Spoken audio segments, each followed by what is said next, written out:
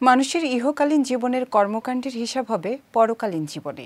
আল্লাহ তাআলা দুনিয়ায় ভালো কাজের প্রতিদান হিসেবে দিবেন জান্নাত, আর খারাপ কাজের জন্য জাহান্নামের যন্ত্রণাদায়ক শাস্তি। পবিত্র কোরআনে আল্লাহ তাআলা জাহান্নামবাসীদের খাদ্য হিসেবে এক ভয়ঙ্কর গাছের কথা উল্লেখ করেছেন। বিষাক্ত এ গাছ নিয়ে আরও জানাচ্ছেন সঞ্জিদা আজিজ। জাহান্নামের শাস্তির ভয়াবহতা নিয়ে পবিত্র কোরআনে বর্ণিত বিবরণে আল্লাহ তাআলা জাক্কুম বৃক্ষের কথা বলেছেন। আল্লাহ বলেন, আপ্যায়নের জন্য কি এটি উত্তম না?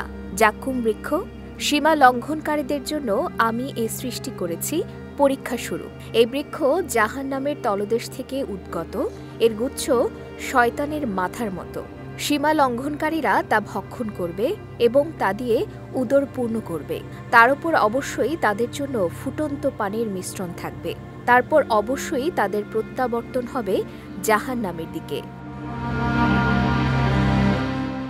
এই আয়াত থেকে স্পষ্ট, জাক্কুম বৃক্ষ এতটাই বিষাক্ত যে তা জাহান্নামীদের কঠোর শাস্তি দিতে ব্যবহৃত হবে। এছাড়া রাসূল সাল্লাল্লাহু আলাইহি ওয়াসাল্লাম জাক্কুমের ভয়াবহতা সম্পর্কে বলেন, জাক্কুমের সামান্য পরিমাণও যদি জাহান্নাম থেকে পৃথিবীতে আসে, তবে পৃথিবীর খাদ্য ও পানীয় তার বিষাক্ততায় বিনষ্ট হয়ে যাবে। জাহান্নামের শাস্তির বর্ণনা দিয়ে সাইদ ইবনে জুবাইর বলেন, জাহান্নামীরা যখন ক্ষুধার কারণে খাদ্যের প্রার্থনা করবে, তখন তাদের জাক্কুম খাওয়ানো হবে। ফলে তাদের মুখের চামড়া সম্পূর্ণ খসে পড়বে। তারপর পিপাসায় ছটফট করে যখন পানি চাইবে, তখন ফুটন্ত গরম তেল তাদের পান করতে দেয়া হবে। আর ওই তেল এতটাই গরম থাকবে যে তা পেটে যাওয়ার সঙ্গে সঙ্গে নাড়ি ভুঁড়ি গলে যাবে।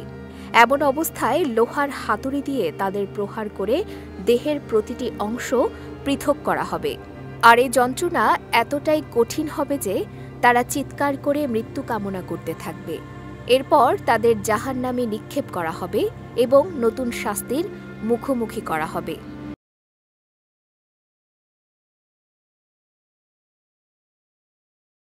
পৃথিবীতে জাক্কুম নিয়ে আলেমরা নানা মতবাদ দিয়েছেন।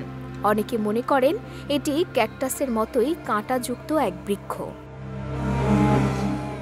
সঞ্জিদা আজিজ, বিজয় টিভি নিউজ ডেস্ক।